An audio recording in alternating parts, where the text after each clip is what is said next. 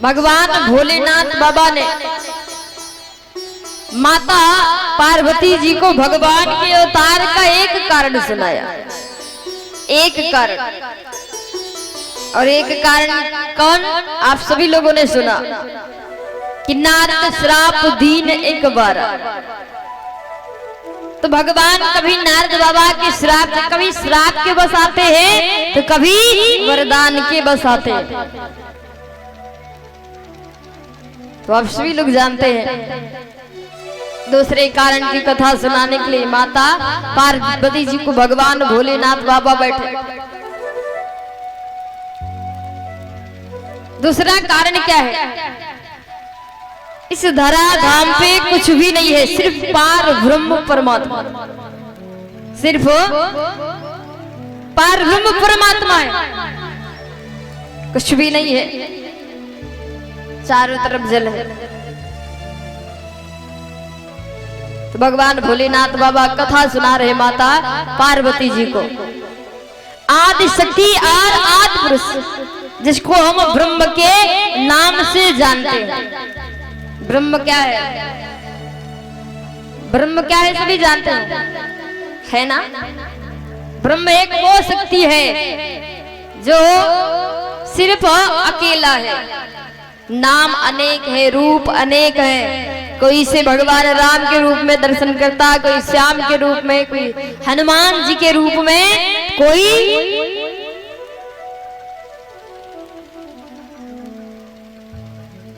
अनेकों प्रकार, यानी कि ब्रह्म एक। और दिखता कैसा है, कभी किसी ने देखा? राम भगवान की मूर्ति सभी देखते हैं, टीवियों पे देखते हैं, फोटो भी देखते हैं, भोलेनाथ बाबा का भी फोटो देखते हैं, लेकिन क्या कभी ब्रह्म के दर्शन किए? कहते हैं उस पार ब्रह्म परमात्मा का एक अंश सभी के शरीर में विद्यमान, सबके अंदर भगवान का अंश है। हम सभी भगवान के अंश से उत्पन्न हैं, लेकिन कभी विचार किया वो कौन सा अंश हमारे अंदर है? भगवान का कौन सा अंश हमारे शरीर के अंदर है?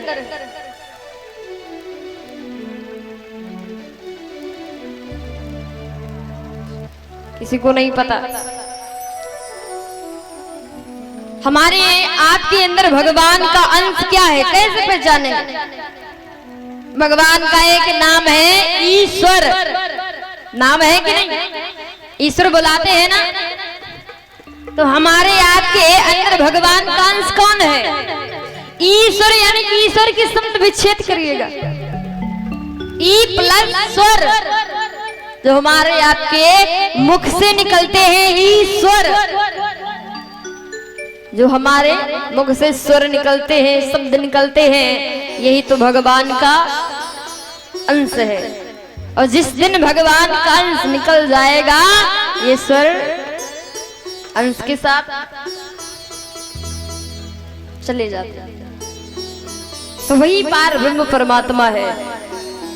बिन पग चलई सुनई बिन काना, कर बिन कर्म करई विधि नाना। जो बिना पैरों के कोसों दूर चला जाता, जो बिना कानों के हर एक चीज सुनता है, बिना नेत्रों के सर्वस्व देखता है, वही पार ब्रह्म परमात्मा। उस पार ब्रह्म परमात्मा ने आदेश किया आदि शक्ति मां से।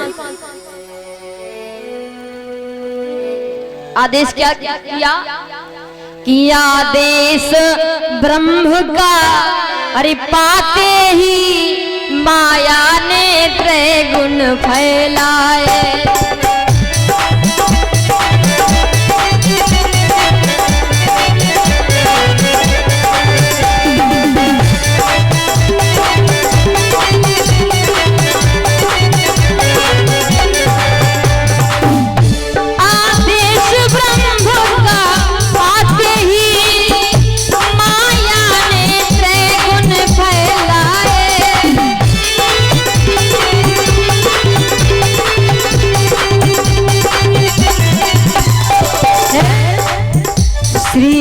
विष्णु नाभि से कमल हुआ, उस पे ब्रह्मा जी प्रगटाए।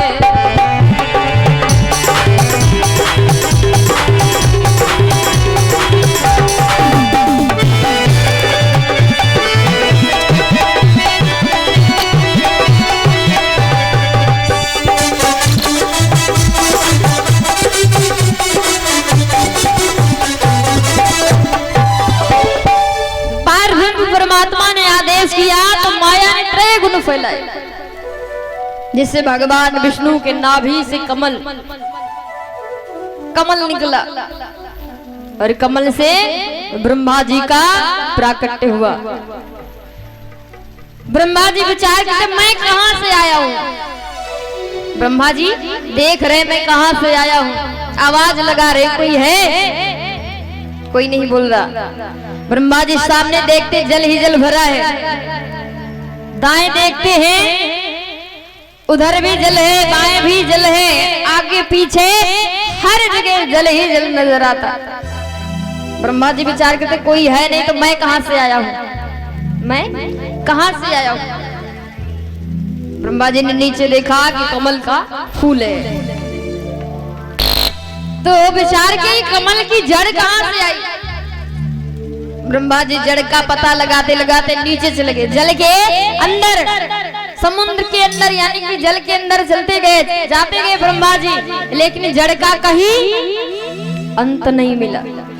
जब अंत नहीं मिला ब्रह्मा जी फिर ऊपर आए, फिर से ब्रह्मा जी ऊपर आए, इधर उधर देखा कुछ भी नहीं। तो ब्रह्मा जी को दो शब्द दिखाई दिए, नंबर 1 ता और पा। ब्रह्मा जी ने कैसे सृष्टि की रचना की, तपस्या के आधार पर। ब्रह्मा जी को दो शब्द मिले, ता और पा। जब ता और पा दो शब्द मिले तो बन क्या गया, तप। अब ब्रह्मा जी उस शब्द के सहयोग से तपस्या करने लगे। ब्रह्मा जी तपस्या करते रहे, आकाशवाणी हुई वरदान मांग लो। ब्रह्मा जी विचार करते अभी कोई दिखाई नहीं दे रहा था, अभी कौन कह रहा कि वरदान मांग लीजिए, कौन है सामने आइए। भगवान इतनी जल्दी तो सामने आते नहीं, सामने नहीं आए प्रभु। ब्रह्मा जी फिर तपस्या करने लगे, तपस्या में लीन हो गए। ब्रह्मा जी को तपस्या के फल से 4 मुख प्राप्त हुए। ब्रह्मा जी को जब 4 मुख प्राप्त हो गए तो ब्रह्मा जी 4 मुख से 4 वाक्य बोले, 4 वाक्य जिनसे 4 वेदों का निर्माण हुआ। फिर तपस्या में लीन हो गए, तपस्या करते रहे। ब्रह्मा जी को 5वां मुख प्राप्त हुआ, लेकिन भगवान ने देखा कि 5वां मुख जो है घमंडी है, अहंकारी है। भगवान को हर चीज बर्दाश्त है, लेकिन घमंड नहीं बर्दाश्त। तो देखा कि 5वां मुख घमंडी है, एकदम से सुदर्शन चक्र चलाया, 5वां मुख कट के गिर गया। सिर्फ 4 मुख। विष्णु भगवान ने ब्रह्मा जी को आदेश दिया, ब्रह्मा जी सृष्टि की रचना करिए। ब्रह्मा जी को कुछ समझ में नहीं आता कि सृष्टि की रचना कैसे करूं, क्या करूं। तो ब्रह्मा जी ने 14 भुवन बनाए कि 14 भुवन हरि मानसिक भूपा, 11 रुद्र मनु सतरूपा।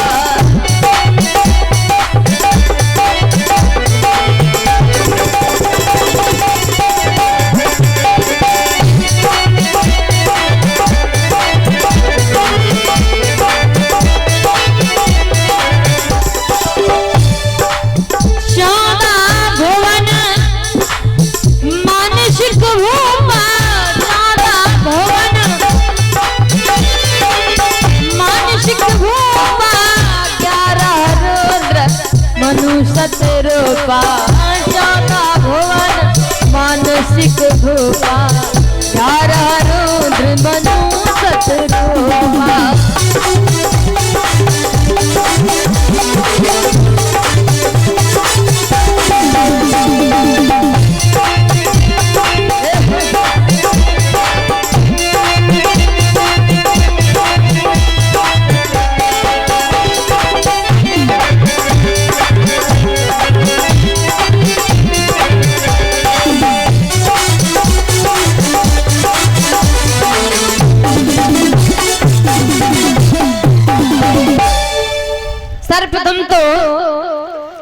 जने सनकादि उदारा, सनक सनंदन सनत कुमारा। 4 संतों को बनाया, ब्रह्मा जी ने 4 संतों को बना दिया। सनकादिक ऋषि, ये प्रथम अवतार है भगवान का। सनत कुमार, सनंदन, सनकादिक, 4 बेटों को बनाया। लेकिन क्या संतों से, क्या बेटों से सृष्टि चलेगी क्या? नहीं है, सृष्टि जहां के तहां। फिर से आदेश आया, ब्रह्मा जी सृष्टि की रचना करो। ब्रह्मा जी ने अत्रि, अंगिरा, पुलस्त, पुलहार, न जाने कितने कितने, नारद, अनेकों प्रकार के संत बना के इकट्ठा कर दिया। लेकिन सृष्टि जहां के तहां, सृष्टि आगे नहीं बढ़ी। जब ब्रह्मा जी को आदेश पे आदेश मिलता गया, तब जाकर के ब्रह्मा जी 14 भुवन, यानी कि पृथ्वी हमारे जल के ऊपर है ना, नीचे जल है, कुछ भी नहीं था। तब इस धरा धाम पे, यानी कि इस धरा, यहाँ पे 14 भुवन है पृथ्वी। 11 रुद्र, 11वें रुद्र हनुमान जी महाराज और मनु शत्रुपा का प्राकट्य किया।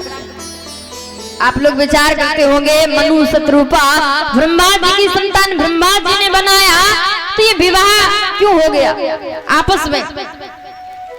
तो ये देवताओं का नियम है। जो देवताओं में नियम है वो आदमी नहीं अपना सकता, मनुष्य नहीं अपना सकता। जो मनुष्यों के नियम है वो देवता, अगर मनुष्य के नियम भगवान अपनाने लगे तो नर नारायण में अंतर ही क्या रह जाएगा। इसलिए वो देवताओं के नियम, क्योंकि सृष्टि भी आगे चला नहीं थी। तो ब्रह्मा जी ने मनु शत्रुपा जिसका विवाह कराया, दंपत्ति पान ग्रह। अब धीरे धीरे समय बीतता गया। कहते हैं हमारे माता पिता, हम किन की संतान? मनु की संतान, सभी सब मनु की संतान है। समय बीतता गया, मनु महाराज और देवी शत्रुपा संतानें होती हैं। 2 बेटा और 3 बेटियां। मनु महाराज के 3 बेटी, 2 बेटा। तो मानस में एक बेटी का वर्णन आया। 3 बेटियों के नाम क्या है? प्रसूति, जिनका विवाह राजा दक्ष के साथ में हुआ। आकृति, जिनका विवाह रुचि प्रजापति के साथ में हुआ। और सबसे छोटी बिटिया है जिनका नाम है आहुति। मानस में सबसे छोटी बिटिया का वर्णन आया। मनु महाराज जी विचार करते, हमारी छोटी बिटिया है, विवाह करने की योग्य हो गई। जब आहुति विवाह करने की योग्य हो गई है तो मनु महाराज राजा, लेकिन फिर भी चिंता है, हर एक पिता को होती है। तो विचार किया, मैं विवाह करने के लिए कहां जाऊं? फिर सोच साच करके गए कहां? करदम ऋषि के आश्रम, क्योंकि जितने भी थे उस समय संत ही महात्मा थे। तो करदम ऋषि के आश्रम पे गए। मनु महाराज, करदम ऋषि ने देखा कि हमारे यहाँ मनु महाराज जी का आगमन हुआ, तो एक कुश का आसन डाल दिया बैठने के लिए। बढ़िया आसन पे बिठाया, पीने के लिए ठंडा पानी दिया। इस प्रकार से जब भी कोई आए तो सर्वप्रथम उसे बैठने के लिए सुंदर आसन देना चाहिए, ठंडा जल देना चाहिए, जो भी आपकी श्रद्धा हो, जो भी आपके पास व्यवस्था है, भोजन पान करवाना चाहिए। तीसरे नंबर पे आने का कारण पूछना चाहिए। मनु महाराज ने वही किया, सर्वप्रथम कुश का आसन डाल दिया, क्योंकि संत महात्मा वहां कोई सोफा से तो था नहीं। कुश का आसन महाराज मनु बैठ गए, जलपान किया। उसके बाद करदम ऋषि ने आने का कारण पूछा, महाराज आपका हमारी कुटिया में आगमन किस कारण हुआ? तो मनु महाराज कहते मैं एक याचना लेकर के आया हूं। कहा कौन सी याचना? महाराज मैं अपनी बिटिया का विवाह तुम्हारे साथ में करना चाहता हूं। करदम ऋषि विचार के पागल हो गए क्या? कहा एक राजा की बिटिया मखमल के गद्दे पे सोने वाली, खटरस व्यंजन करने वाली, और आप एक महात्मा के साथ में विवाह की बात करते हो? या तो तुम पागल हो या मुझे पागल बनाने के लिए आए हो। कहा नहीं महाराज मैं सच में विवाह करने के लिए आया हूं। पहले के महात्माओं का भी बहुत बड़ा जलवा था। कहा अगर विवाह करने के लिए आए तो हमारी दो शर्तें हैं। दो शर्तें कौन? नंबर 1, आपको अपनी बिटिया को लेकर मेरे आश्रम आना होगा, और दूसरी शर्त जब तुम्हारी बिटिया के द्वारा एक पुत्र हो जाएगा मैं इसको छोड़ के जंगल में भगवान का भजन करने के लिए चला जाऊंगा। अब आजकल का प्राणी घर बार छोड़ना ही नहीं चाहता।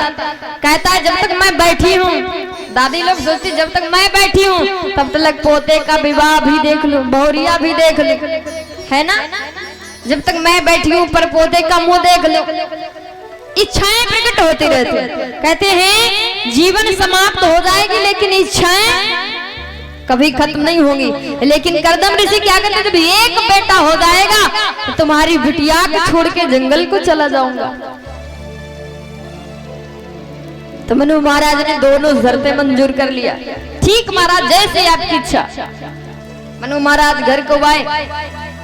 देवी शत्रुपा ने पूछा क्या हुआ महाराज, विवाह के लिए मान गए कि नहीं?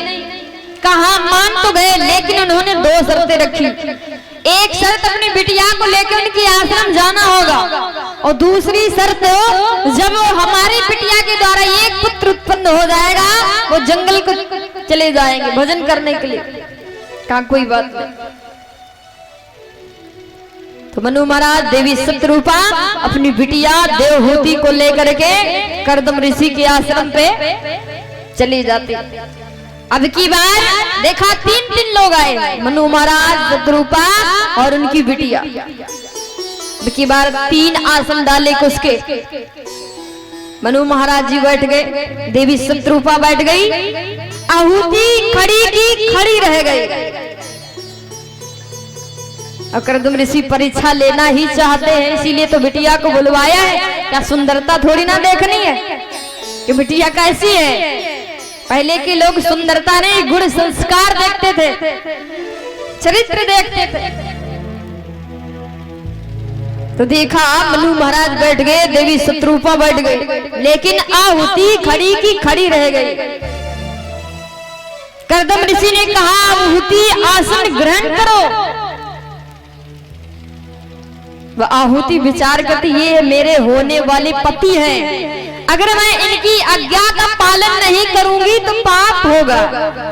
ये मेरे होने वाले पति हैं, अगर इनके डाले गए आसन पे मैं बैठूंगी तो पाप होगा।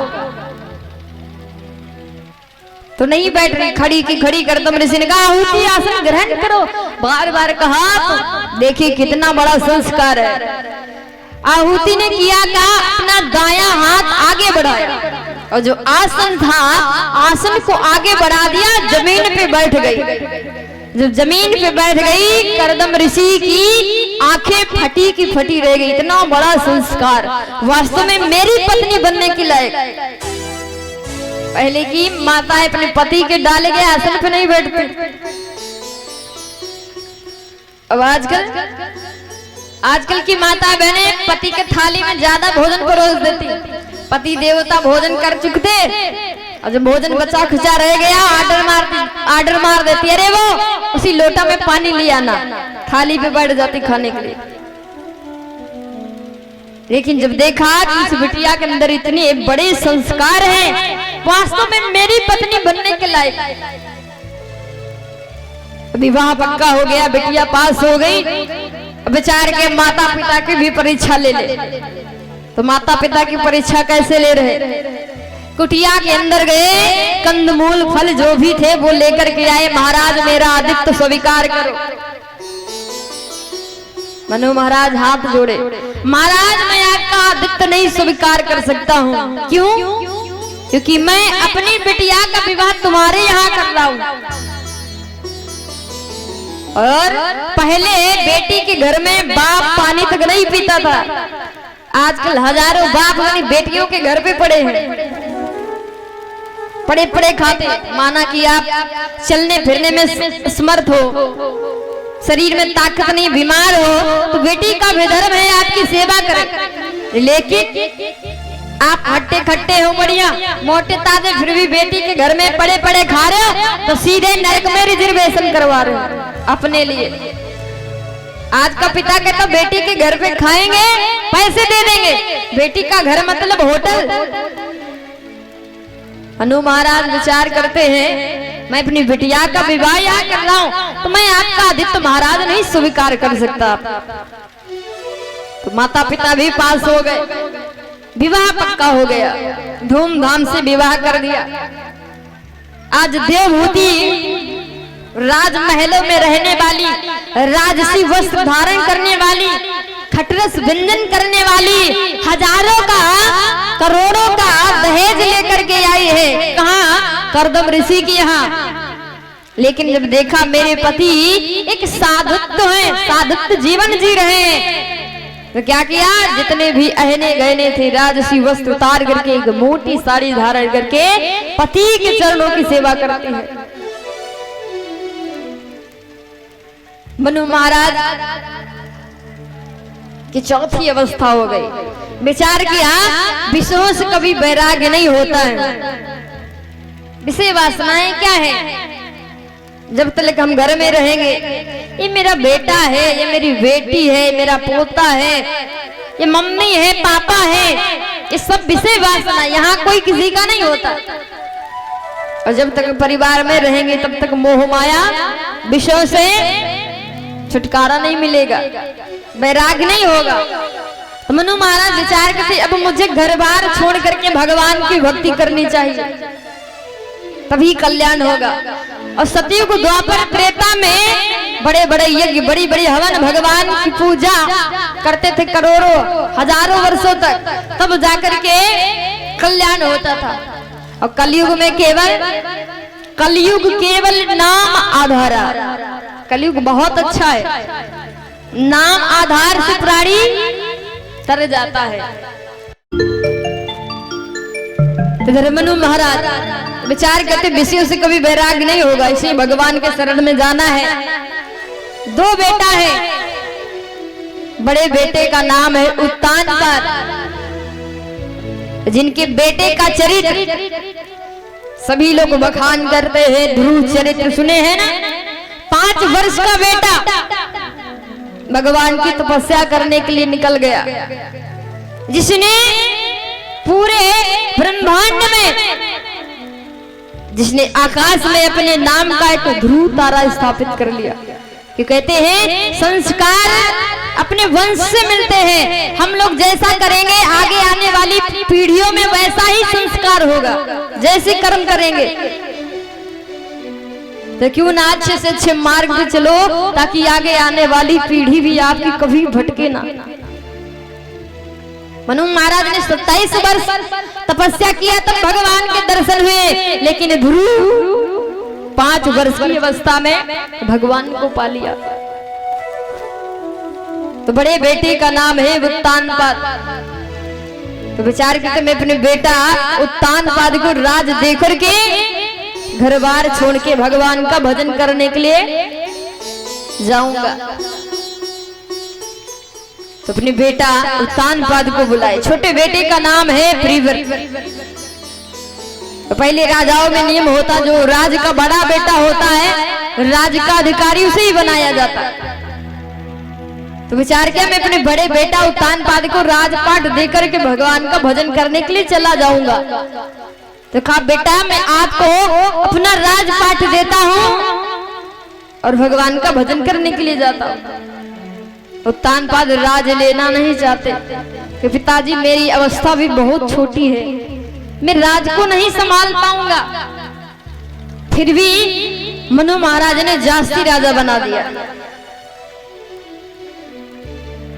कि बर बसराज सुतहि न पुदीना नारी समेत गवन बन कीना।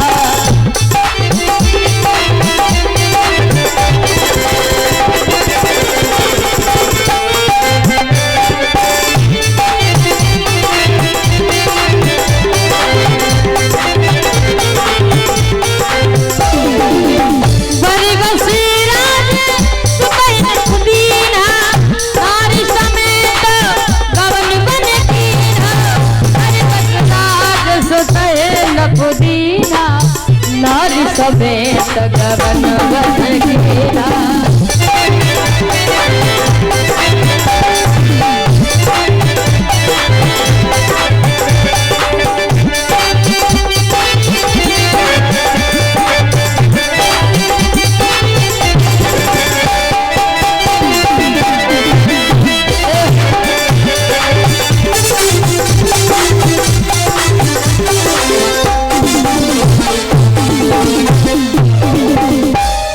बर बसराज सुतहि न पुदीना नारी समेत गवन बन कीना। बरबस माने जबरदस्ती राजा बना दिया। वो तान पाद राज लेना नहीं चाहते थे लेकिन जबरदस्ती बना दिया। नारी समेत देवी शत्रुपा के साथ में मनु महाराज भगवान का भजन करने के लिए चल दिए। चौथी अवस्था है। तो पहले की अवस्था भी बहुत काफी होती थी। आजकल का व्यक्ति ज्यादा में ज्यादा 80 तक पहुंच जाता है ना। और जीवन सबको मिलता है। जो व्यक्ति कहते हैं मेरी उम्र क्या है भगवान का भजन करने के लिए, उनके लिए जरा कहना है कि जीवन सबको मिलता है, बचपन कुछ को मिलता है और बुढ़ापा वो सत्य है जो बड़ी मुद्दत से मिलता है। किसी का आज जन्म हुआ कल समाप्त हो गए, जिंदगी का कोई भरोसा है। किसी ने तो बचपन देख लिया, खेल कूद लिया, उसके बाद चला गया। लेकिन भगवान की जब अति ही कृपा होती तब जाके बुढ़ापा देखने को मिलता है।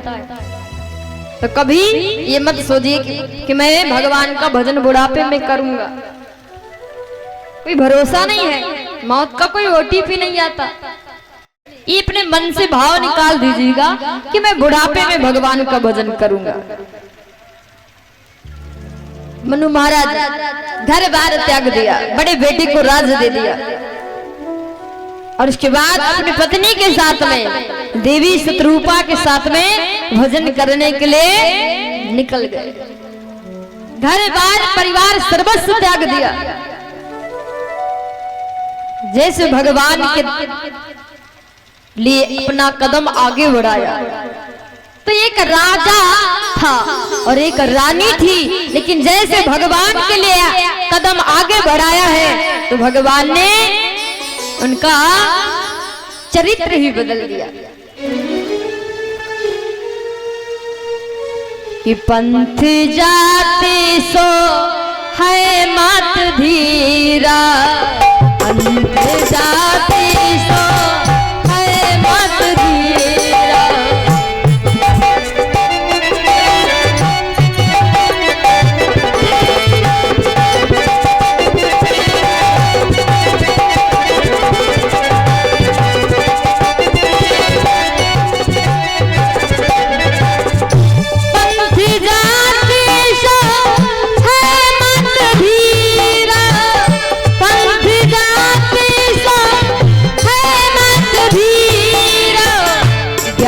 भगति जन हरे ओ शरीरा, ज्ञान भगति जन हरे ओ शरीरा।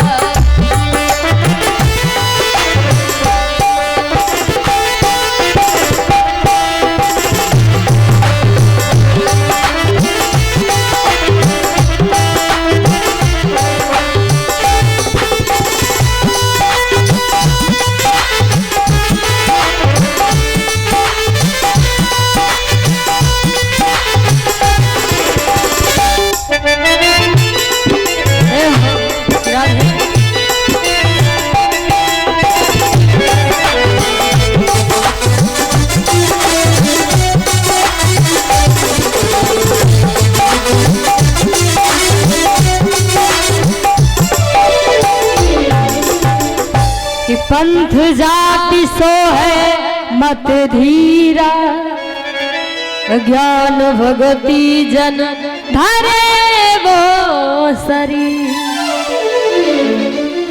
एक राजा थे, एक रानी, लेकिन जैसे भगवान का भजन करने के लिए कदम आगे बढ़ाया, एक भक्ति का रूप है और दूसरा ज्ञान का रूप। मनु महाराज देवी शत्रुपा चलते जा रहे हैं, पहुंचे कहां? मनु महाराज देवी शत्रुपा कहां तपस्या किए? सभी लोग जानते हैं नैमिषारण्य। नैमिषारण्य जानते हैं? कितने भक्त गए जरा हाथ खड़ा करेंगे? 2 ही 3 लोग गए। मैं अपनी प्रदर्शन को प्रणाम करता हूँ, कम से कम गए तो माना कि बहुत दूरी है, हमारे उधर पड़ता है, लेकिन वहां गए नैमिषारण्य। और नैमिषारण्य कोई छोटा मोटा तीर्थ नहीं है, प्रसिद्ध तीर्थ है कि तीर्थ वर नैमिष विख्याता, अति पुनीत साधक सिद्ध गाता। समस्त तीर्थों का राजा है, दूल्हा है, वर माने दूल्हा, समस्त तीर्थों का दूल्हा है। दुनिया की परिक्रमा करके आ जाओ, और जब तक नैमिष क्षेत्र को नहीं जाते हैं, नैमिष तीर्थ पे नहीं जाते हैं, तब तक हमारी आपकी तीर्थ यात्रा सफल नहीं मानी जाती, संपूर्ण नहीं मानी जाती। इसलिए सभी लोग निवेदन है, एक बार जरूर चल के हमारे भी क्षेत्र में पहुंच जाइए, दर्शन करिएगा। वहां पे भगवान ब्रह्मा विष्णु महेश एक बार नहीं बल्कि हजारों बार आए। कब? जब मनु महाराज देवी शत्रुपा वहां जाकर के तपस्या किए हैं। हम नहीं कहते, गोस्वामी तुलसीदास बाबा कहते।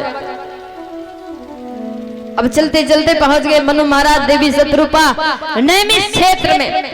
नैमिष क्षेत्र की तपोस्थली पे पहुंचे। अनेकों प्रकार के संत महात्मा राजा राजकुमार मिलने के लिए आए कि मनु महाराज जी यहाँ पे आए हैं। नारद बाबा भी आए। नारद बाबा विचार करते हैं, मेरा छोटा भाई है, इसको भगवान का भजन करने का जरा भी विधि नहीं पता है, तरीका नहीं पता, इसलिए जाके कुछ बताता हूँ। नारद बाबा गए, जाकर के मनु महाराज देवी शत्रुपा से कहा, और जो भक्त गए हैं नैमिष तीर्थ में गए हैं, देखा होगा दक्षिण दिशा में गोमती मैया का प्रवाह है। नारद बाबा ने कहा, सर्वप्रथम जाइए गोमती मैया में स्नान करिएगा। ऋषि बोले हैं, अरे जाओ राजन, ऋषि बोले हैं, जाओ राजन, गोमती नदी में स्नान करो। बोले हैं, जाओ राजन, गोमती नदी में स्नान करो।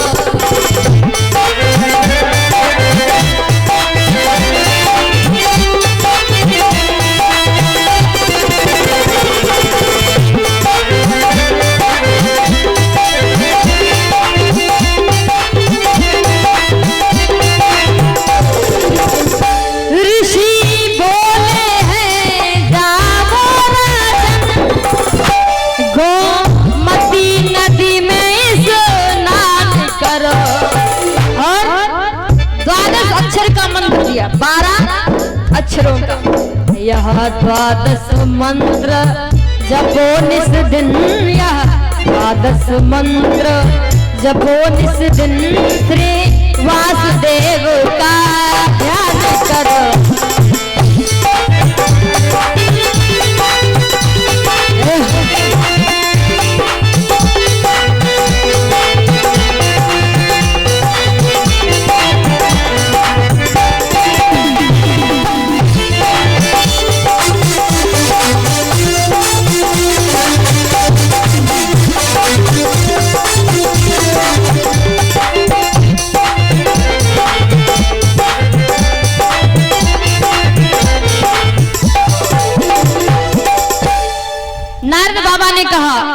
जाओ सर्वप्रथम इस गोमती मैया में स्नान करो।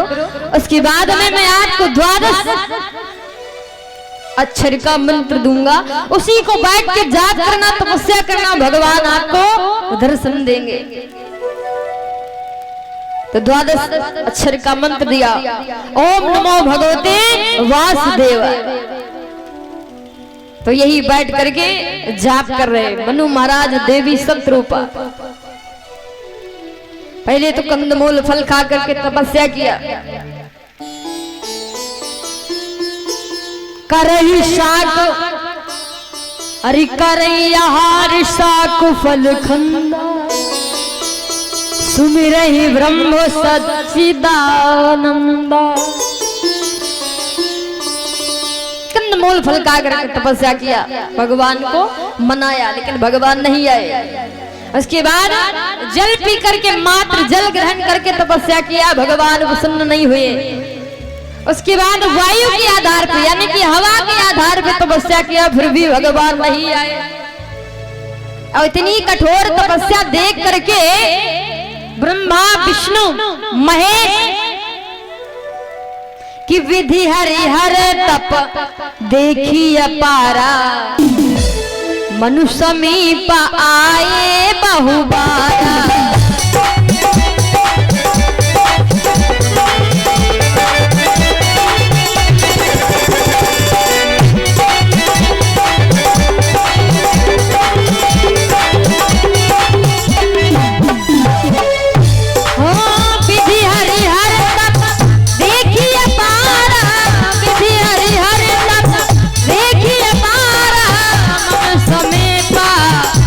बहुबारा विधि हरिहर तप देखिए पारा, मनु समीप आए बहुबारा।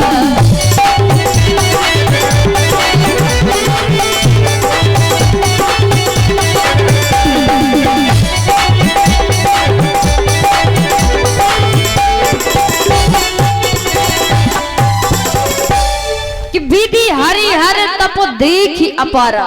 विधि माने ब्रह्मा जी, हरि माने भगवान विष्णु, हर माने हर हर महादेव। सर्वप्रथम कौन है? विधि ब्रह्मा जी तपस्या कर रहे थे। मनु महाराज, ब्रह्मा जी ने कहा वरदान मांग लो। मनु महाराज कहते कौन? कहा मैं ब्रह्मा। मनु महाराज ने ब्रह्मा की कोई आवश्यकता नहीं, मुझे ब्रह्म की आवश्यकता है, मुझे ब्रह्म की आवश्यकता। महाराज आप जाइए। ब्रह्मा जी निराश होकर चले आए। भोलेनाथ बाबा गए, कहा वरदान मांग लीजिए। कहा कौन? कहा मैं शंकर। कहा महाराज आपसे मुझे वरदान नहीं मांगना। विष्णु भगवान गए, विष्णु भगवान भी कहे वरदान मांग लो।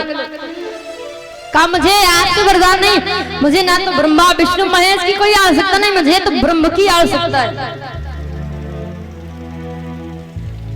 तीनों देवता वापस चले आए। बड़ी कठोर तपस्या का सुबाड़ी हुई। मांग मांग वर भय न भुवाड़ी, परम गंभीर कृपा अमृत शानी। बड़ी सुंदर आवाज में आकाशवाणी आई, वरदान मांग लीजिए। मनु महाराज कहते कौन है? सामने आइएगा तब भी मैं वरदान मांगूंगा, ऐसे नहीं। अब इतनी कठोर तपस्या देखी तो पार ब्रह्म परमात्मा को आना ही पड़ा। जब सामने प्रभु आए तो मनु महाराज अस्थि मात्र हुई रहे शरीरा। तपस्या करते करते हड्डियों का ढांचा बचा है, खून मांस का कोई पता नहीं है। अस्थि माने हड्डी, अस्थि मात्र हुई रहे शरीरा, केवल हड्डियों का ढांचा। लेकिन जैसे भगवान आए सामने, हष्ट पुष्ट हुई रहे शरीरा, मनो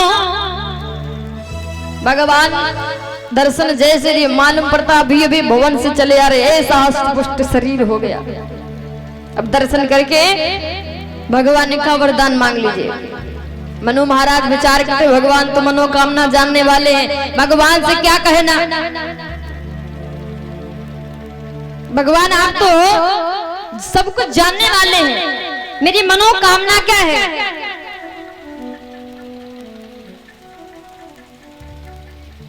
कि मोर मनोरथ जानहुनी के बसहु सदावर पूरे सब ही के।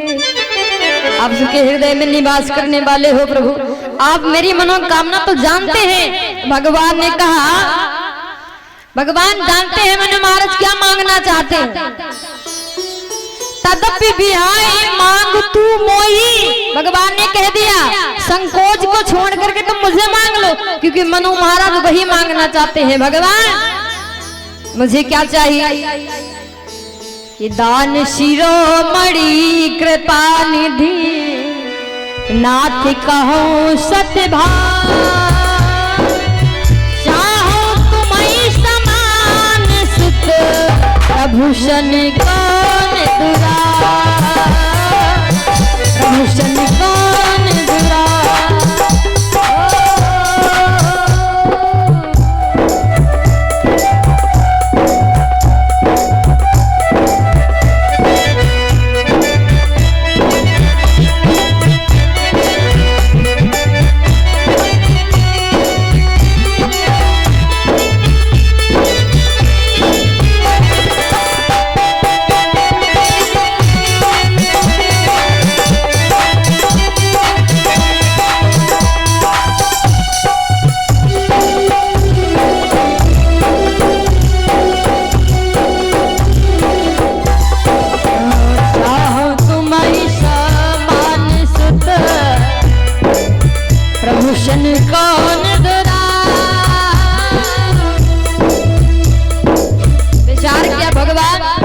आपसे कहने की क्या जरूरत है,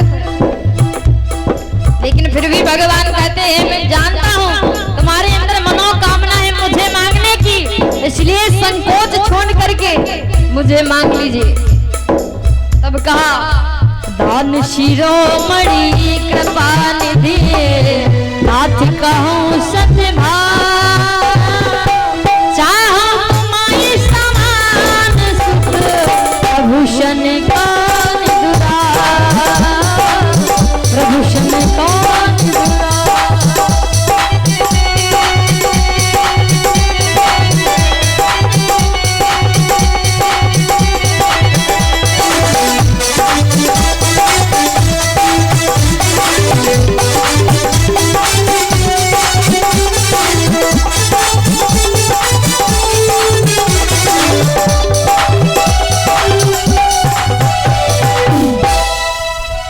एकदम से जैसे मनु महाराज ने कहा प्रभु मैं आपके समान पुत्र चाहता हूँ।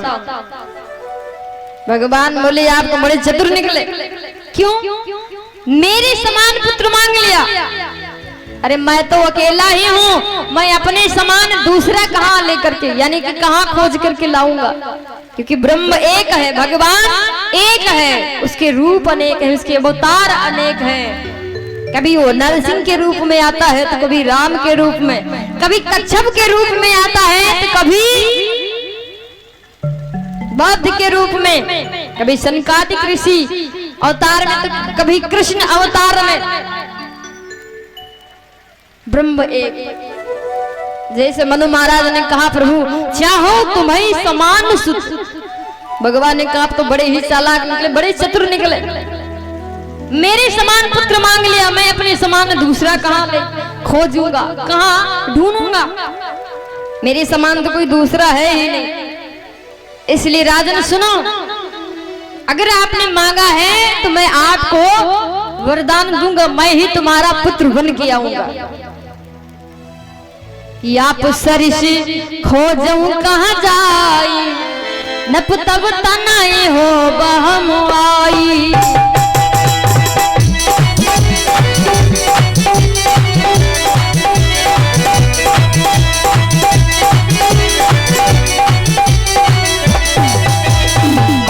सरिषि खो जो कहताई, आप सरिषि खो जो कहताई, नप तब तनाई हो बहम आई। आप सरिषि खो जो कहाँ जाई, नप तब तनाई हो बहम आई।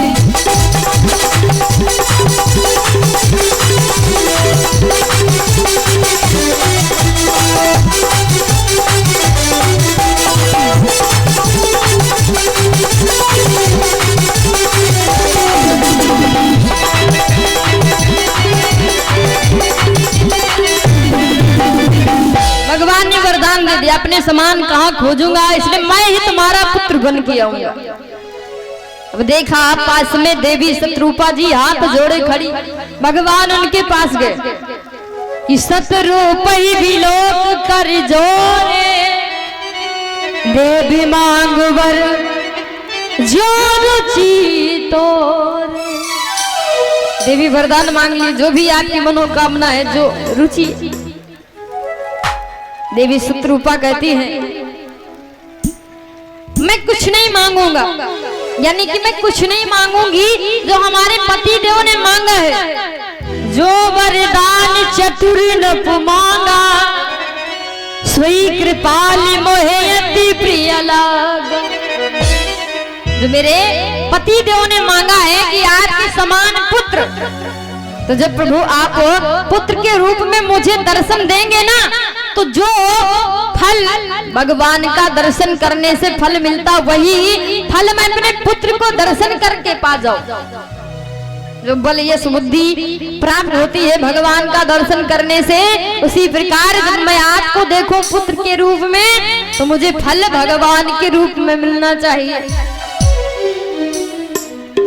अब इस प्रकार से भगवान ने वरदान दिया, कहा जाओ अभी नहीं पुत्र बन के आऊंगा, आगे त्रेता में, अब जाकर के तुम दोनों अमरावती में निवास करो, भगवान का भजन करो। तो जाकर के मनु महाराज देवी शत्रुपा अमरावती में जाकर के भगवान का नाम जाप करते। तो वही सभी लोग बोलेंगे कि सीताराम